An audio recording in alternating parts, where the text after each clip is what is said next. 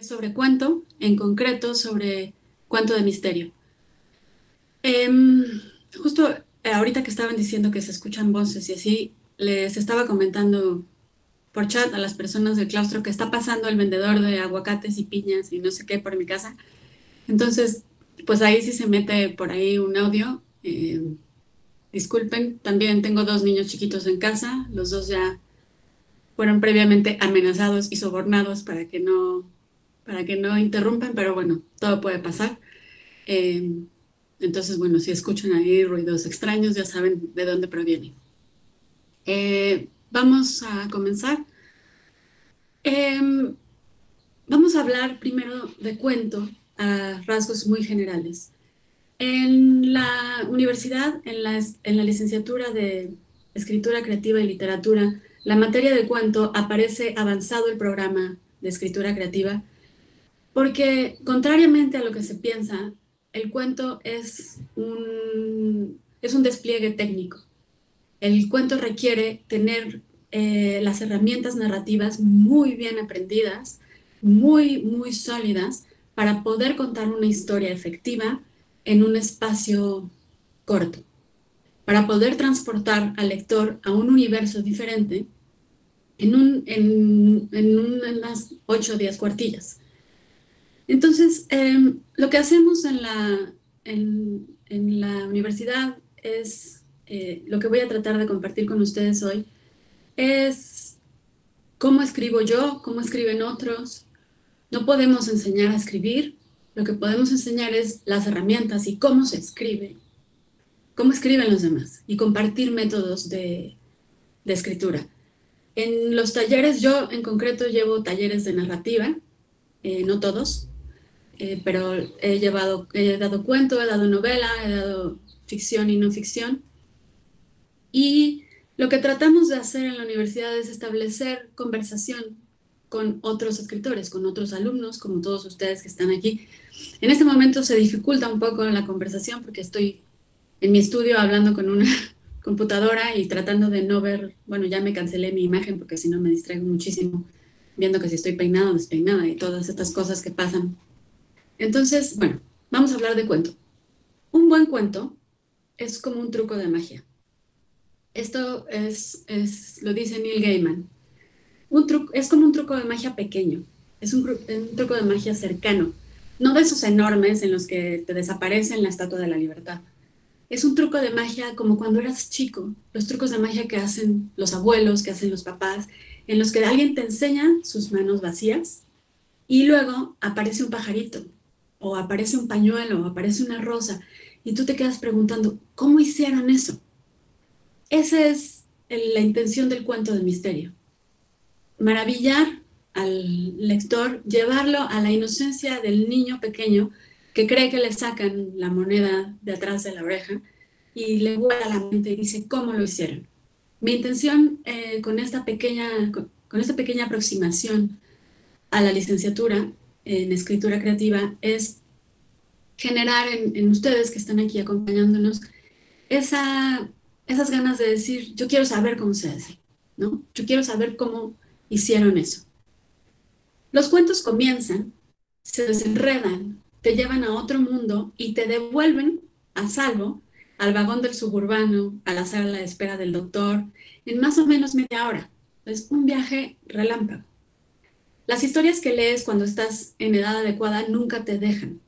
Quizás se te olvidan detalles o se te olvida la trama, pero se queda contigo oculta, la historia se queda contigo oculta en los lugares de tu mente que casi nunca visitas. El terror y el misterio son esos géneros que más se quedan contigo, que te dejan escalofríos en la espalda y terminas cerrando el libro con mucho miedo para no perturbar algo. En estos días, una revista norteamericana estaba haciendo una encuesta sobre los escritores que estábamos leyendo los escritores durante la pandemia. Y yo me di cuenta de que yo estaba leyendo horror. Yo había regresado a la literatura de misterio, a la literatura de terror. Entonces tuve que empezar a pensar por qué. Y además estaba planeando esta clase, entonces estuve pensando alrededor del cuento de misterio y me di cuenta de que algo muy satisfactorio en este tipo de literatura es que puedes cerrar el libro y el horror se queda adentro. El miedo, la incertidumbre, el misterio se queda adentro, entre las tapas del libro, y no te afecta, como ahora que no sabemos nada, ¿no?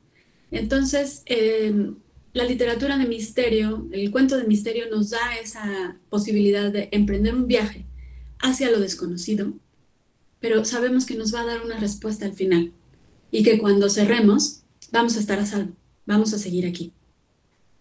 Los cuentos son pequeñas ventanas a otros mundos, a otras mentes, a otros sueños. Son viajes que puedes hacer al otro lado del universo y aún así te da tiempo para regresar a hacer la cena, a tomar la siguiente clase.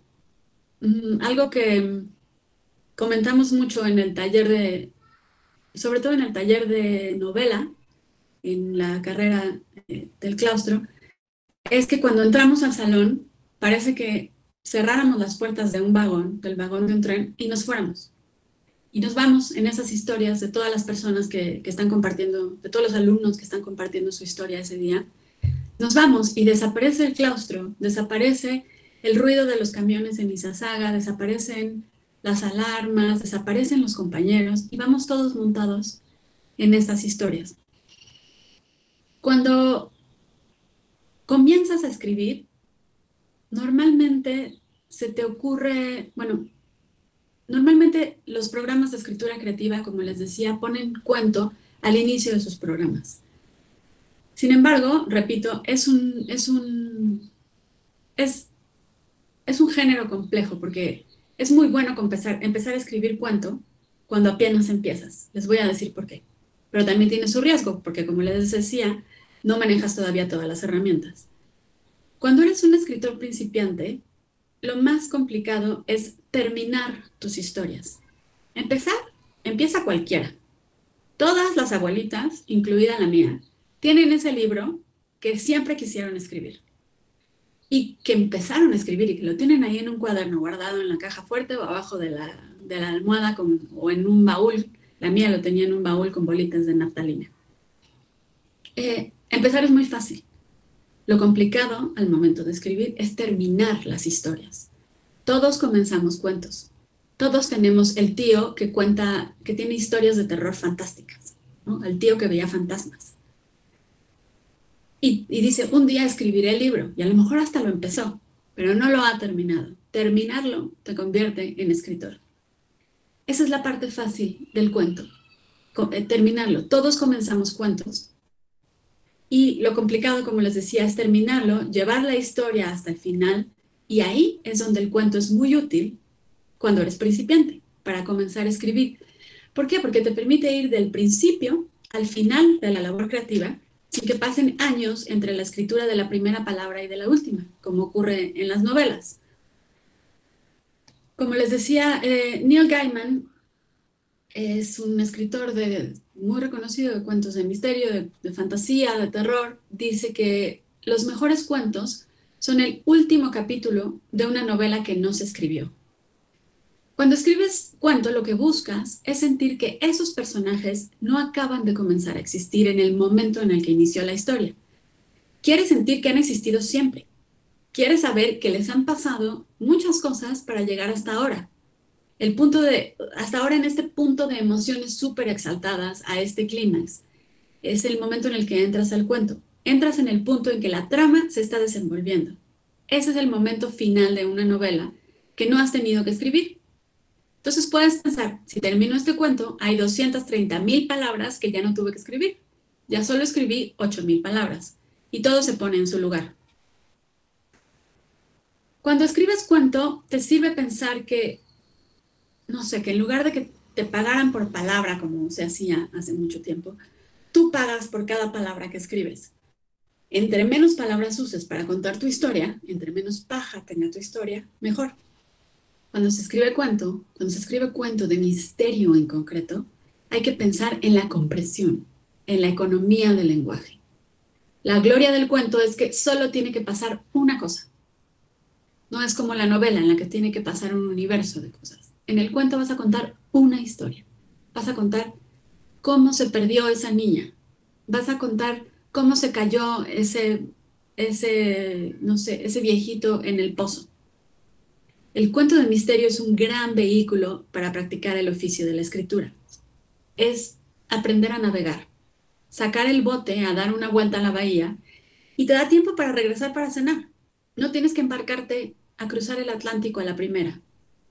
Algo que pasa mucho con los escritores jóvenes es que tienen la intención inicial de comenzar una saga de 4 libros de 800 páginas, lo cual me parece increíble, me parece perfecto. Pero para escribir esa saga de 800 páginas, cada libro, tienes que tener bien afiladas tus herramientas.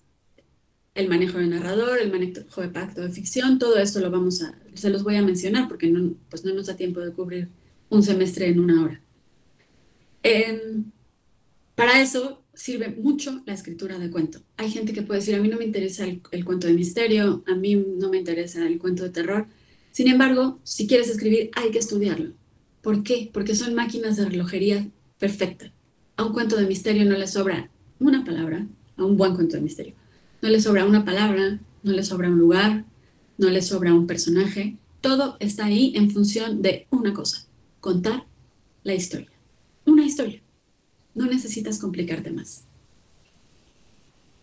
Claro, una de las primeras preguntas que se les hace a los escritores, no solo a los escritores jóvenes, no solo en los salones, sino ya cuando publicas libros y te presentas a la prensa y te preguntan de dónde sacas tus historias. Yo no voy a preguntarles de dónde sacan sus ideas y mucho menos les voy a decir, no lo hago en clase, cómo tener una idea. Somos escritores. No sabemos de dónde nos sale una idea. La idea te llega ya. Se te presenta como les ocurre, por ejemplo, a las personas que ven fantasmas y bajan a la cocina a medianoche por un vaso de agua y se encuentran a una señora llorando en la cocina, una señora que no vive en su casa. Los escritores entendemos poco de lo que hacemos. No sabemos por qué funciona cuando funciona y apenas intuimos por qué no funciona cuando apesta. Para eso necesitamos los talleres, para eso necesitamos la comunidad de escritores, algo que yo valoro mucho y trato de transmitir a mis alumnos es generar comunidad de escritores. Tenemos la fortuna de estar en un grupo de 15 escritores, 15 novelistas, 15 cuentistas, trabajando en conjunto, presentando nuestros textos y recibiendo retroalimentación inmediata de gente que se dedica a la lectura y a la escritura. Entonces, siempre que tengan oportunidad de participar en un taller, yo insisto mucho en que los talleres son un muy buen espacio de conversación para crear comunidad. Entonces, eh, por ejemplo, les voy a plantear una diferencia muy clara. En una novela de misterio, el lector y el autor, o sea, el lector y la persona que escribe, nosotros, están casados. En un cuento de misterio, están teniendo una aventura. Se van a ver rápido, se van a ver quizás a escondidas, van a tener el corazón alterado y van a querer llegar, o sea, llegan con un objetivo y van a querer cumplir ese objetivo. El cuento requiere que nuestra habilidad como escritores, nuestra habilidad técnica esté muy pulida, toma mucha práctica. Lo que se lee con facilidad se escribió con sudor y sangre. Piensen en su cuento de terror o de misterio favorito, cualquiera de los dos. Probablemente te lo leíste en una sentada, probablemente te lo leíste en una desvelada y no te podías dormir, no podías apagar la luz y cuando terminaste tampoco te podías dormir porque ya te quedaste en el universo del texto.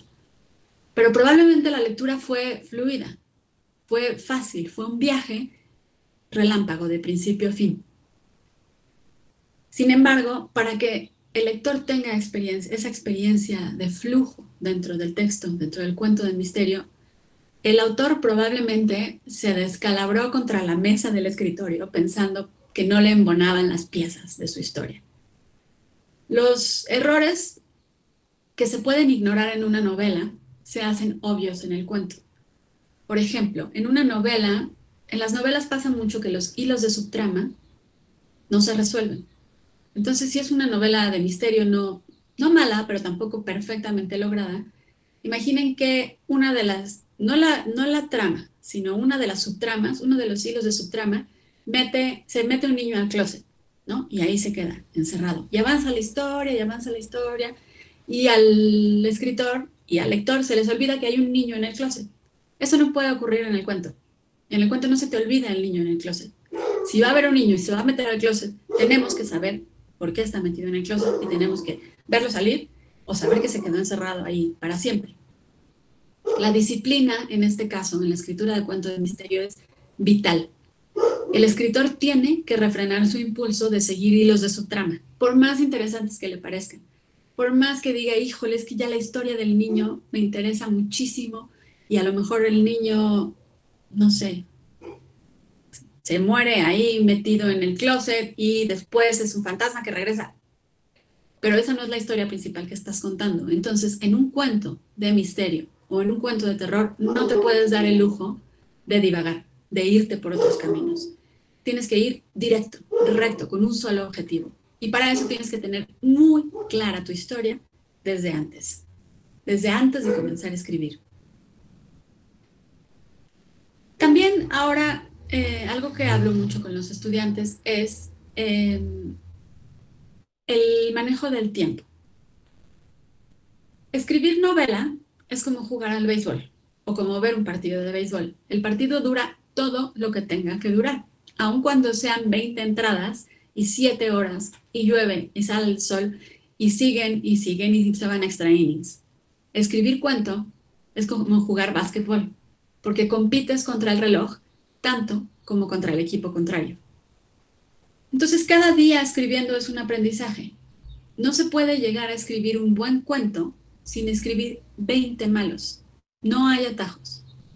No hay otra. Algo que les frustra mucho a los estudiantes, pero que se los digo todo el tiempo es cuando me preguntan, ¿qué se tiene, qué tienes que hacer para ser un escritor?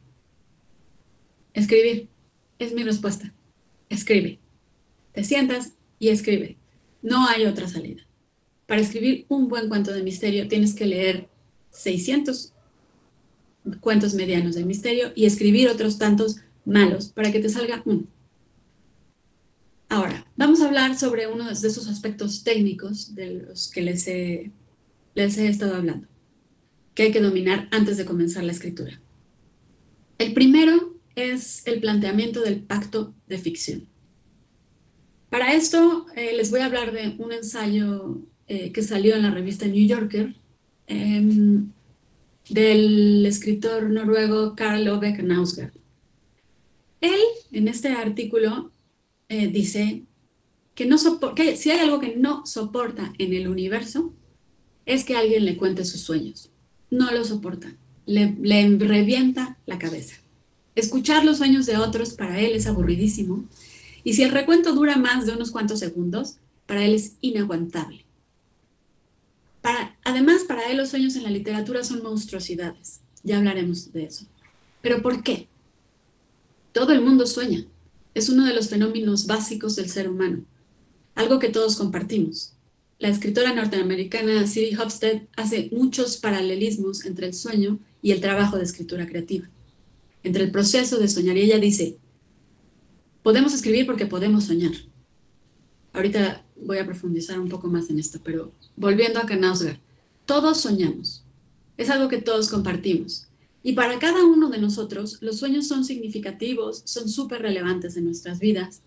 Entonces, ¿por qué es tan difícil estar sentado en la mesa del desayuno con una persona que te está contando un sueño? ¿Por qué es tan insoportable? Digamos que el sueño, él plantea esta hipótesis. El sueño es de su esposa. Su esposa le dice, fíjate, anoche soñé esto.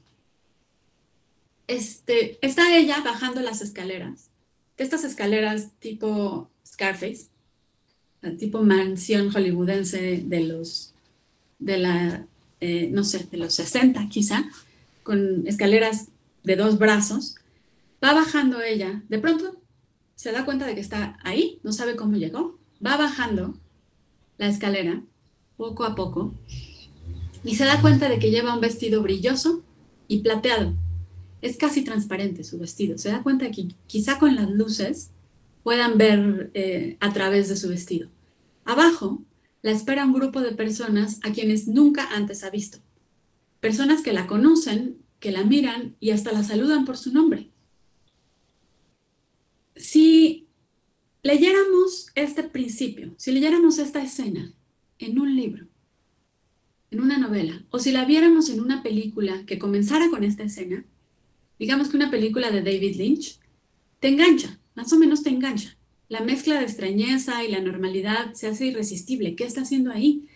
¿Por qué está medio desnuda? ¿Cómo llegó ahí sin saberlo? ¿Por qué la conocen? ¿Qué va a hacer? Esta es la parte más importante, lo que genera un concepto importante del cuento, que es la tensión dramática, que es qué va a hacer después, qué va a pasar. Va a ser como que conoce a todos y va a bajar y va a tratar de reconocer la casa, a ver si se encuentra alguien que conoce, o se va a asustar y se va a regresar a escaleras arriba, aunque tampoco sabe que hay escaleras arriba. ¿Por qué su vestido es transparente? ¿Por qué está en una casa que no conoce? ¿Por qué hay una fiesta? Pero si nos lo cuentan como un sueño, la mañana siguiente, en la mesa de la cocina, no te interesa demasiado. No te preguntas, ¿y qué pasó? Ya no quieres saber, nada más dices, ah, sí, ¿no? La razón, por supuesto, es que la primera premisa del sueño es que lo que ocurre en el sueño no le ocurrió a nadie, en realidad. De haber ocurrido, si la mujer sentada contigo en la mesa del desayuno te dice, no sabes lo que me pasó ayer. Me pasó algo rarísimo. Estaba parada en una escalera, no sé cómo llegué ahí, estaba parada en una escalera, vestida con un traje plateado, en una casa en la que nunca había estado. No sabía dónde estaba ni cómo había llegado ahí y todos me estaban viendo. Bueno, en ese caso, tus ojos se abren enormes, se te acelera el corazón y dices, ¿dónde? Vamos, te acompaño a buscar la casa. ¿Qué te pasó? ¿Qué te tomaste? ¿Quieres saber cómo le ocurrió lo que le está ocurriendo? ¿Por qué? Porque te están diciendo que eso le pasó a alguien. La primera premisa del sueño, el que en realidad nada ocurrió, es también la primera premisa del cuento, la primera premisa de la película. El enunciado inicial de una novela establece este pacto con el lector. Te dice, lo que está a punto de describirse no pasó en realidad, pero a partir de ahora haremos como si sí hubiera ocurrido. Esto es importantísimo en la escritura de cuento de misterio. Es vital en la escritura de cuento de terror. El lector sabe que no hay niños, o bueno, esperemos que sepa, que no hay niños sin cabeza tratando de meterse en las coladeras. Pero si se va a meter en tu cuento, y ese es el pacto de ficción que tú le estás proponiendo, ese es el viaje al que tú lo estás invitando, él tiene que hacer como si sí fuera posible. Este haremos como si sí hay niños sin cabeza saliendo de las coladeras, es la premisa decisiva de la ficción. Es el pacto de ficción. El trabajo del autor, sin importar ya qué género escriba, una novela epistolar, un libro de ciencia ficción, su trabajo es hacer verosímil, hacer creíble lo que sea que está contando. Es hacer ese haremos como si sí hubiera pasado, tan invisible como se pueda. Ese es el punto de partida del cuento de misterio. Te voy a contar una historia en la que hay una pregunta. Por supuesto, tú ya sabes, como lector, que yo como escritor ya sé la respuesta a la pregunta. Pero vamos a hacer como si yo no la supiera. Acompáñame en este viaje y vamos a hacerla juntos. Quizá la razón por la que los sueños de los demás no nos parecen tan relevantes es porque simplemente no existe este haremos como si sí hubiera pasado. Desde el inicio, ponemos a los sueños en la categoría de lo no real, algo que no ocurrió. Y aún los más fascinantes o los más brutales eventos, pues no pueden cruzar el abismo hasta nosotros, que estamos parados en la orilla de lo que aconteció. No pasó, no podemos hacer como que pasó, entonces no nos importa. Quieres más café, quieres un panecito y sigues desayunando como si nada. Sin embargo, cuando uno es el que tuvo el sueño, esta no realidad no es importante, porque el abismo entre lo real y lo que no pasó no existe cuando estás metido en el sueño. Te está pasando a ti. Estás realmente en una casa que es tu escuela, que es la habitación de tu tía, y de pronto te das cuenta de que llegaste sin pantalones y te está pasando a ti y te estás muriendo de terror. Ahora, lo que pasó en el sueño nos sigue pareciendo interesante a nosotros que lo soñamos, pero entendemos que no le ocurrió a nadie en realidad. Tu labor como escritor es que las personas que entran a tu historia no tengan esa duda, no se pongan a pensar, no sé si esto es real o no, no sé si es, ay, pero es que esto no le pasó a nadie. Piensen en las películas o en los cuentos o en los libros que fallan para nosotros. ¿Cuál es la primera falla en la que podemos, en la que nos salimos del pacto de ficción? Es, no te creo. Eso no le pasa a nadie. Ese es el momento en el que el pacto de ficción se rompe. El lector o el espectador ya no te está acompañando en el viaje. Los sueños y la literatura son similares en ese sentido. Por eso aceptamos con tanta facilidad el hagamos como si sí de la literatura. Porque cuando leemos, las palabras y nuestras imágenes de esas palabras entran en nosotros y en algunos casos toman control. Nos abandonamos a otra voluntad. Nuestro yo, nuestro ser, ya no es más que una entidad que contiene las diversas partes de nuestra realidad interna, conectando sentimientos, sentidos, impresiones, recuerdos, pensamientos. Aquí lo importante para la escritura del cuento de misterio es cuando comienza el cuento, cuando el lector abre el libro y se mete en tu historia, tiene que tener muy claro el tipo de pacto de ficción que le estás planteando. Tú le tienes que decir, vamos a ir a este viaje, en este vehículo y en este espacio. Y nos vamos a acompañar de esta persona. Tienes que plantear el universo en el que se van a mover. Para ello, uno de los estudios de caso que yo pensaba recomendarles, cuya lectura pienso recomendarles, es el cuento El guardavía o El guardavías. Lo encuentran de las dos maneras, es de dominio público, está en toda la red. El autor es Charles Dickens. En español está antologado en un libro que se llama Felices Pesadillas, de Editorial Valdemar, que es una joya. Tiene los mejores cuentos de terror pues no de la historia, pero de una buena parte del siglo XIX y XX. Les voy a leer el inicio de este cuento para que entiendan a lo que me refiero con el planteamiento de pacto de ficción. Es muy corta esta parte, escuchen. Oiga, allá abajo. Cuando oyó la voz que así lo llamaba, se encontraba de pie en la puerta de su caseta, empuñando una bandera enrollada a un corto palo. Cualquiera hubiera pensado, teniendo en cuenta la naturaleza del terreno, que no cabía duda alguna sobre la procedencia de la voz, pero en lugar de mirar hacia arriba, hacia donde yo me encontraba, sobre un escarpado terraplén situado casi directamente encima de su cabeza, el hombre se volvió y miró hacia la vía. Hubo algo especial en su manera de hacerlo, pero aunque me hubiera ido en ello la vida, no habría sabido explicar en qué consistía. Mas sé que fue lo bastante especial como para llamarme la atención, a pesar de que su figura se veía empequeñecida y en sombras, allá abajo en la profunda zanja, y de que yo estaba muy por encima de él, tan deslumbrado por el resplandor del rojo crepúsculo, que solo tras cubrirme los ojos con las manos logré verlo. Oiga! Ahí abajo.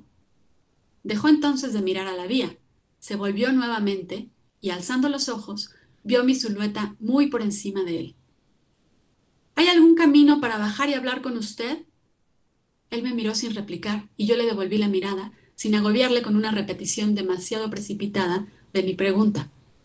Justo en ese instante, el aire y la tierra se vieron estremecidos por una vaga vibración, transformada rápidamente en la violenta sacudida de un tren que pasaba a toda máquina. y que me sobresaltó hasta el punto de hacerme saltar hacia atrás, como si quisiera arrastrarme tras él. Cuando todo el vapor que consiguió llegar a mi altura hubo pasado y se diluía ya en el paisaje, volví a mirar hacia abajo y lo vi volviendo a enrollar la bandera que había agitado al paso del tren. Repetí la pregunta. Tras una pausa en la que pareció estudiarme con suma atención, señaló con la bandera enrollada hacia un punto situado a mi nivel, a unas 2 o 3 yardas de distancia. «Muy bien», le grité, y me dirigí hacia aquel lugar. Allí, a base de mirar atentamente a mi alrededor, encontré un tosco y zigzagueante camino de bajada, excavado en la roca, y lo seguí. ¿Cómo nos plantea Dickens aquí el pacto de ficción? Comienza con un diálogo. Abre el diálogo y es un grito. Oiga, ahí abajo. Es, como les decía, cada elemento en el cuento de misterio es vital. Esta línea, oiga, ahí abajo, se va a convertir en el estribillo del cuento. Por eso me gusta presentar este cuento como ejemplo, porque es muy preciso. Ese oiga, ahí abajo, se va a repetir muchas veces y va a ser la clave para resolver el misterio, para entender qué es lo que le pasó al guardavía. Entonces, de entrada, Dickens te dice, ojo, esto es importante, esta es la pista. Es tan importante que te la voy a poner al principio, para que no te quede menor duda. Siguiente paso, narrador. ¿Quién nos está contando la historia?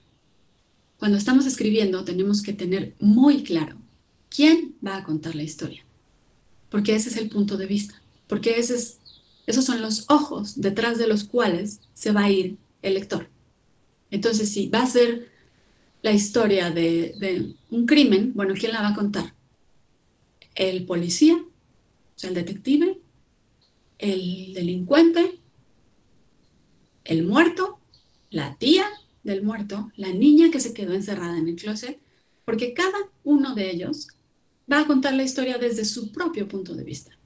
Entonces, si la niña nos va a contar, la niña encerrada en el closet nos va a contar la historia del crimen, pues solamente va a poder ver por una rendijita y solamente va a ver a su altura de niña. Entonces tienes que considerarlo como escritor, quién te es más efectivo para contar la historia. En este caso la está contando una persona que está hablando en primera persona, en yo, y nos está diciendo que está parado arriba, no sabemos bien de dónde, sabemos que está parado encima de un terraplén, pero no sabemos todavía bien dónde. Pero lo que le interesa a Dickens que sepamos es que el narrador está arriba y el guardavías está abajo, y que se están gritando. Abajo, también nos dice Dickens, hay una vía y hay un túnel por el que pasa un tren a tal velocidad que sientes que te chupa.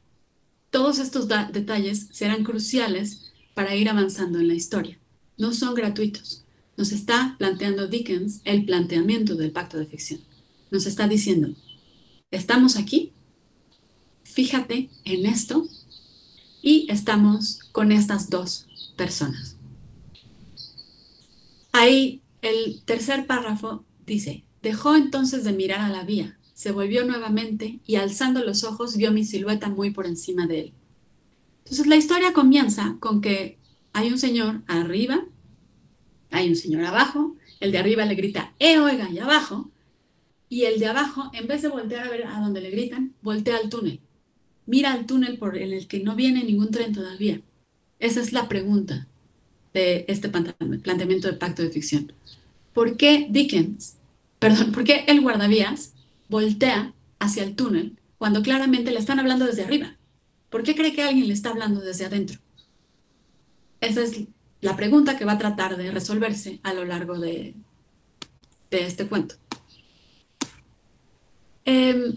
Ahora, híjole, tengo que adelantar un poco porque para variar planeé una clase como para 8 semestres. Pero bueno, vamos directo al cuento policíaco. Perdón, el cuento de misterio. ¿Por qué la literatura de misterio sigue siendo tan atractiva? Primero, porque no tiene nada más que lo esencial, como les decía. Es una máquina de relojería. Todo está ahí por una razón. Contarnos esta historia, llevarnos de punto A a punto B. Segundo, porque responde al instinto primario del lector, que es que lo entretengan. No es nada complejo, no es nada... O sea, uno lee básicamente para que lo entretengan, sobre todo cuentos de misterio. A casi todos nos gusta que nos cuenten una historia que nos mantenga interesados de un modo claro y conciso.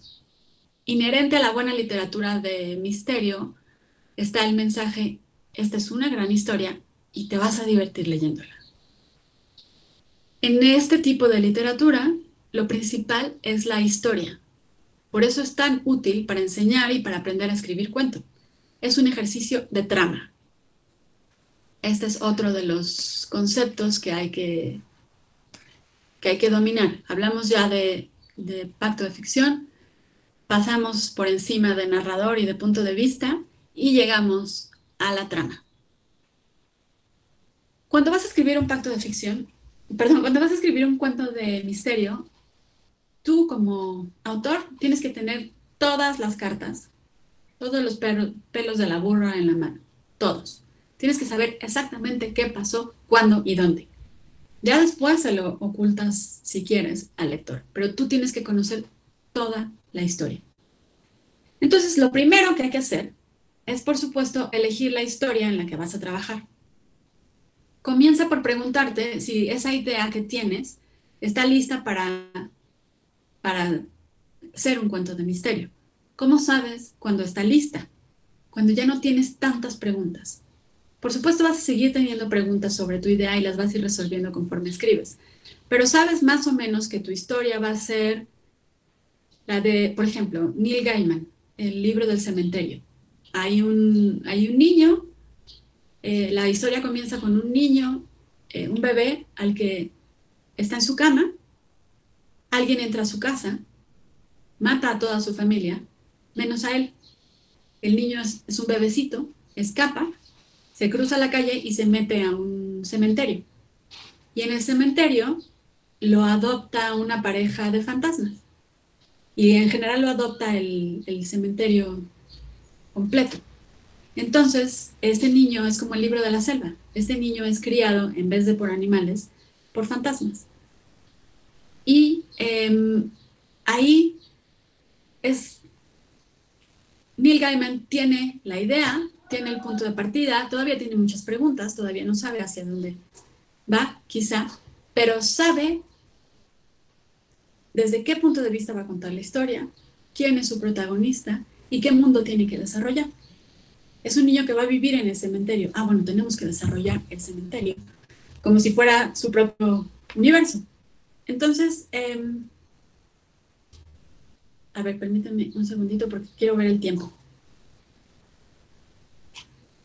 Bueno, uno, como les decía, uno puede saber cuando un proyecto, una idea está lista para escribirla, porque no te la puedes sacar de la cabeza, porque ya la tienes completa, porque si de pronto estás sentado comiendo pozole, sabes si a tu personaje le gusta el orégano en el pozole o no le gusta, ¿no? Y ya lo estás pensando todo el tiempo. Le vas a poner orégano y dices, ah, pero a mi personaje no le gustaría.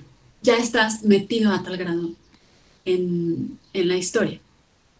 Entonces, aquí es donde tu personaje ya se convierte para ti en una persona. Como les decía, cuando entramos a un cuento, queremos tener la idea de que estas personas no empezaron a existir en el momento en que yo abrí el libro, sino estas personas llevan su existencia en un universo paralelo y yo me estoy asomando a ver cómo es.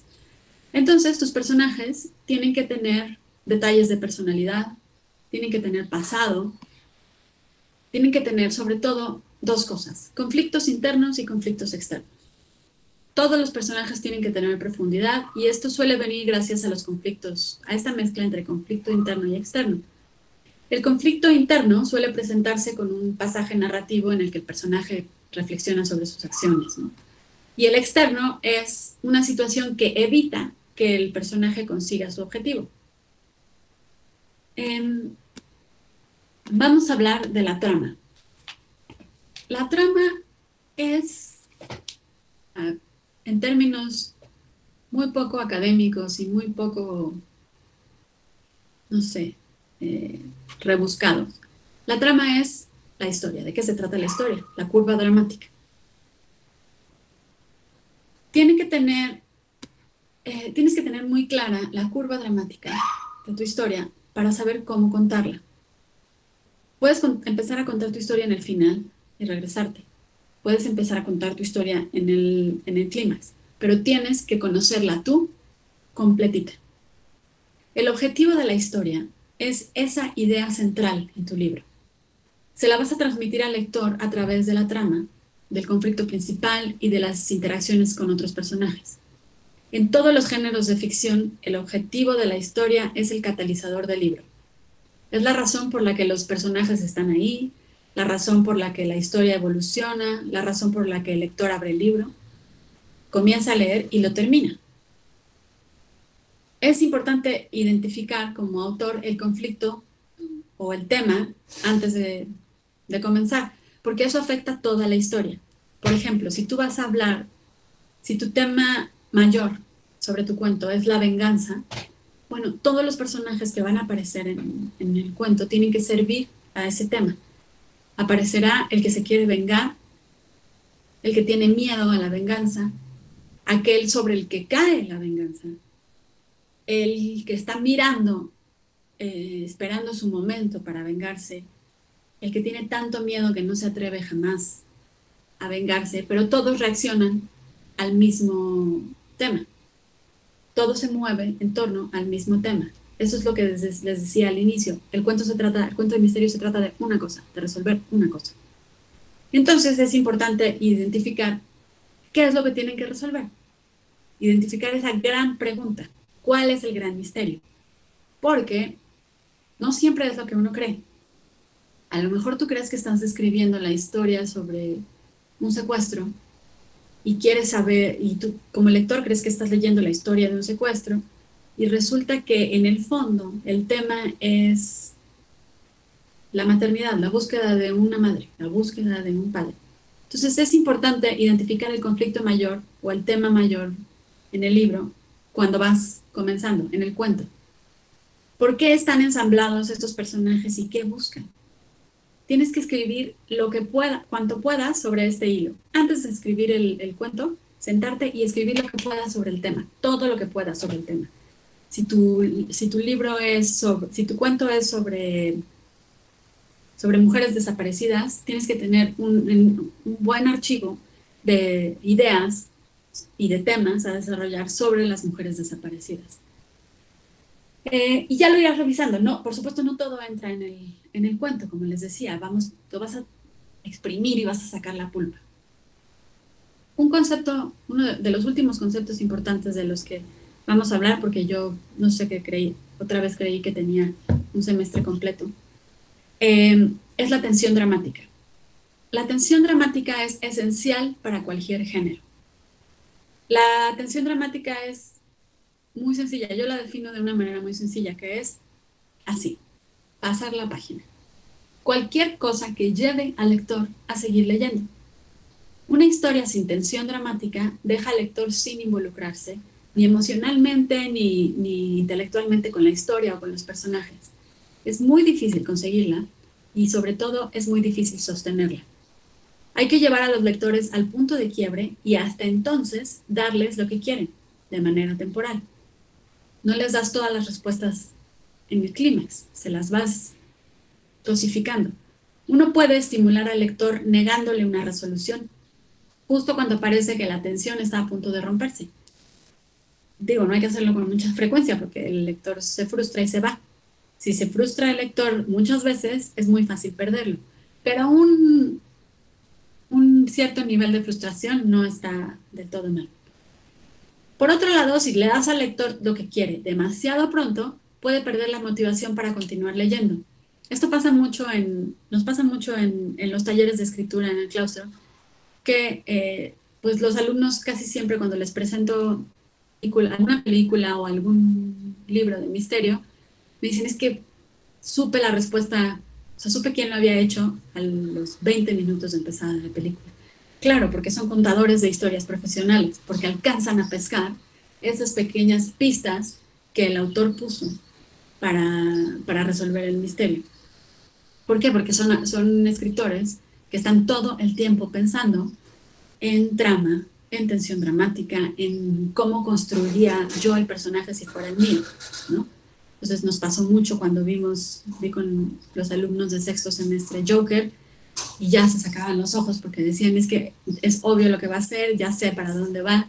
Claro, pues porque tú estás acostumbrado a pensar en términos de estructura dramática, pero pues no todo el mundo está en eso y está bien. Ahora, otro concepto importante de la curva dramática, de esto que estamos hablando, de los conceptos, de las herramientas que se utilizan en la escritura de un cuento de misterio, es la pausa dramática. La pausa dramática es una especie de liberación, una relajación en la tensión dramática, porque no puedes estar jalando y jalando y jalando la liga del lector. Eso pasa mucho en las malas películas de misterio, te están jalando y jalando y jalando y te aburres y se rompe. La pausa dramática debe ocurrir en una de las más agudas y conmovedoras escenas de la novela, perdón, del cuento, y durante la pausa dramática, que suele venir hacia el final de la parte media del libro, el personaje principal se detiene, duda y parece que ya no va a resolver el misterio. Todos podemos ubicar en nuestro cuento favorito ese momento en el que dices, pues ya no hay ni para dónde, ¿no? Y hasta pierdes tantito el interés porque dices, pues ¿cómo va a salir de esta? ¿No? Es muy importante cuando escribamos que tengamos ese momento en el que el lector se detenga, no deje de sudar, deje de correr atrás de tu personaje, deje de hacer cálculos mentales para ver eh, por la inclinación de la luz y la ubicación de las estrellas dónde estaba el barco perdido, que se detenga y piense, que se detenga y evalúe, que se detenga y diga, ¿cómo hemos llegado hasta aquí? ¿Por qué? Porque eso le da un sentido de pertenencia a él dentro de la historia. Él también está confundido con el personaje protagónico. Él también está perdido, él también está cansado. Entonces ya es parte de ese universo. Tienes que dejarlo que se detenga, poquito antes del desenlace, que se detenga, mire a su alrededor, piense, absorba el universo en el que acaba de entrar y se sienta parte de él. Es como el momento en el que le dan el pasaporte de ese lugar al que tú lo has invitado. Se detiene y piensa. Esa es la pausa dramática. Y de ahí ya puedes llegar al clímax. El clímax es, está ocurriendo el peor de los horrores o acaba de ocurrir y los personajes principales, tanto como el lector, están ahora convencidos de que nada tiene solución. El clímax, que ocurre más o menos al último tercio del cuento, en el cuento de misterio, ocurre más o menos en el último tercio, cuando la tensión dramática está en su más alto punto y deja al lector y a los personajes preguntándose si al final se va a cumplir el objetivo o no. Y de ahí viene algo que es elemental para el cuento de misterio, que es la resolución. La resolución o el desenlace de una historia viene después del clímax, cuando los principales problemas de la historia ya se han resuelto, ¿no? Es una buena oportunidad para darle conclusiones satisfactorias a todos los caminos que has presentado. Por ejemplo, Sherlock Holmes. Los últimos, el último tercio, un poquito menos, yo diría que no sé, quizá una quinta parte, la última quinta parte de los cuentos de Doyle sobre Holmes son explicaciones, resoluciones. Ah, ok, entonces, ¿qué pasó? Ah, bueno, y se ponen a platicar Watson y Holmes y se explican y le explican al lector la resolución.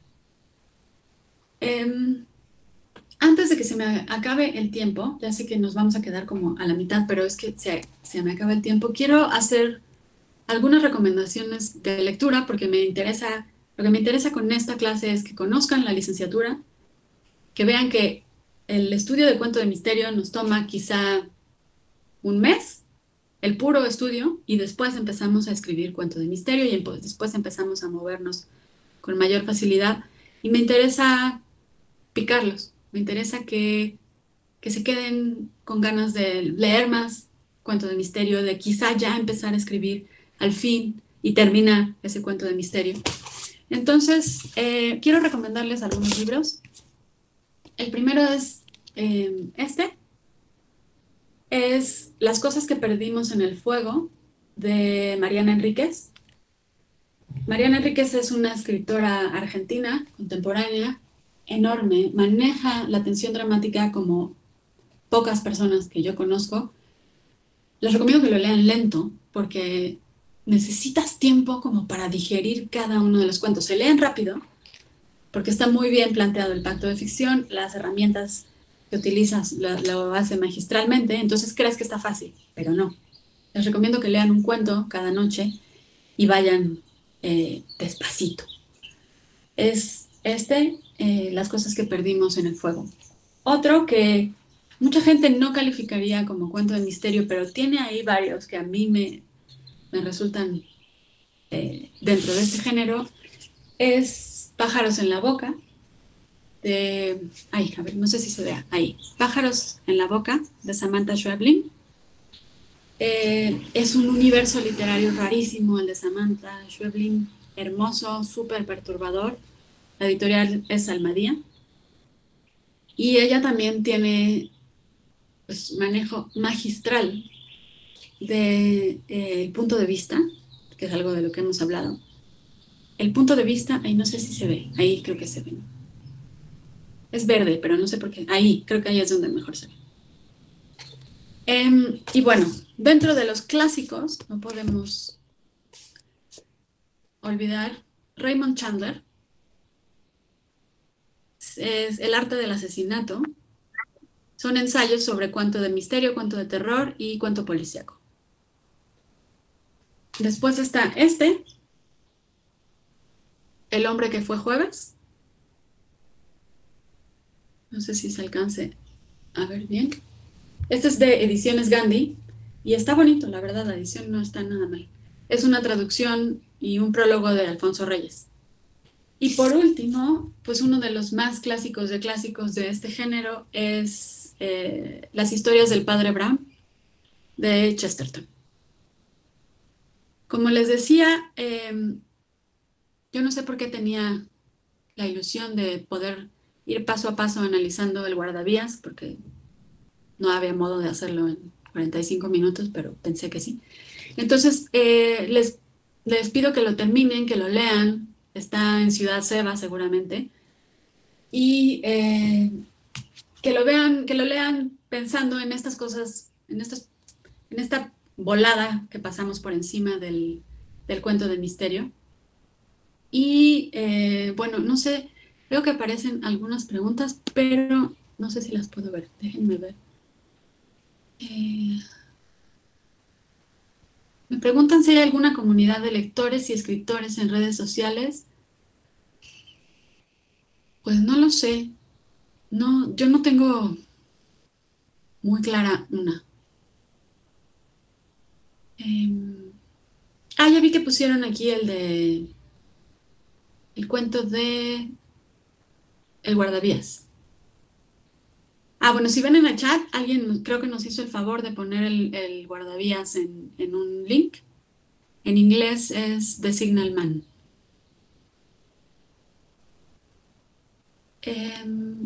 Me preguntan una lista de autores para recurrir como principiantes. Bueno, si te quieres picar en el cuento, en este tipo en el género oscuro de cuento, sin duda. ¿No? Mariana Enríquez, todo lo que escriba Mariana Enríquez, te lo recomiendo muchísimo. Y si se quiere ir a un camino más clásico, el libro que les recomendé al inicio, nada más que no lo tengo físicamente, se llama Felices Pesadillas y es una recopilación de cuentos de misterio y cuento de terror publicado por Valdemar. Es un libro como de, no sé, como de 800 cuartillas, pero es una verdadera joya. Se agota de pronto, entonces sean pacientes, lo pueden pedir y te tarda un tiempo en llegar, pero vale muchísimo la pena.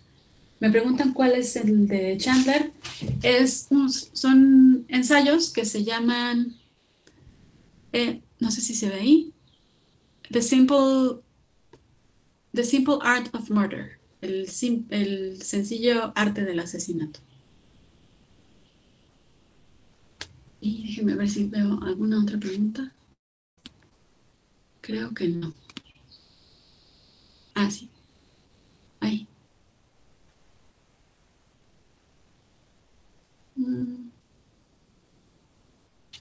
como que creo que me congelé.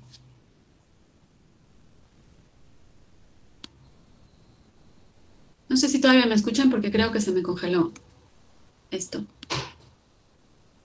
Pero, bueno, ¿de qué trata el libro de Felices Pesadillas? Es una recopilación de cuentos. Vienen cuentos de Poe, viene de Dickens, viene de Bierce, de Lovecraft, de Conan Doyle. Es una recopilación grande de cuentos en este género que creo que para comenzar sería un muy buen inicio. Y creo que ya. Es que se me congelan los comentarios, pero...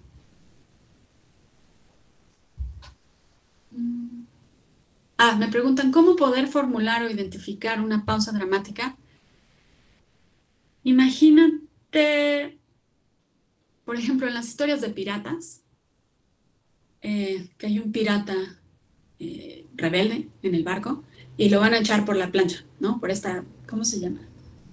Por la tabla floja. Ya ves que sacan la tabla floja en las historias de piratas, sacan la tabla floja y los hacen caminar y entonces tienen que decidir si se someten y se quedan en el barco o si se avientan y se los comen los tiburones. Ese momento en el que el pirata está con las botas en la orilla de la tabla y se hace para adelante y se hace para atrás y tú como lector dices, ya valió, ya no, o sea, ¿cómo va a salir de esta? ¿No? Ya no tiene salida, ya se acabó la historia, se acabó todo, pero sabes que no se ha acabado la historia porque revisas y todavía le quedan ahí como 2 paginitas, entonces dices, ¿qué va a pasar? Pero no estás en el momento del clímax, no se está cayendo todavía, no le han enterrado la espada, todavía hay un mundo de posibilidades. Ese es el momento de la pausa dramática, cuando todavía quedan algunas opciones, aunque parece que no quede ninguna. No sé si quedó clara. Y bueno, creo que es todo. Oye, si me permites, a ver nada más esta última pregunta. Dice, ¿qué páginas Sí, de internet recomienda para saber sobre técnicas de escritura de misterio? ¿Hay alguna? seguro hay, pero no sé. Este, mira, es que puedo recomendarles como cursos online. Eh, ya sé. El blog de Neil Gaiman. Déjenme ver si tengo aquí. No, me va a tardar en buscarlo, pero. Busquen Neil Gaiman, es el autor de Coraline, el autor de American Gods, el autor de El libro del cementerio. Él tiene un blog en línea y él pone muchos ejercicios en su blog para escritores jóvenes, muchos detonadores, da muchos tips, da como una clase virtual a través de sus posts. Ese puede ser uno. Y el otro es un portal que se llama Masterclass, donde hay puedes tomar varias clases, nada más que se paga. Puedes tomar clases con varios escritores, pero pues no, creo que... bueno, también el periódico The Guardian eh, de Reino Unido tiene una sección en libros que se llama Escritura Creativa. Y ahí van citando libros sobre escritura creativa y tips, y entrevistan a Margaret Atwood, entrevistan a Salman Rushdie y van poniendo consejos de escritura. Ese yo creo que puede ser muy útil.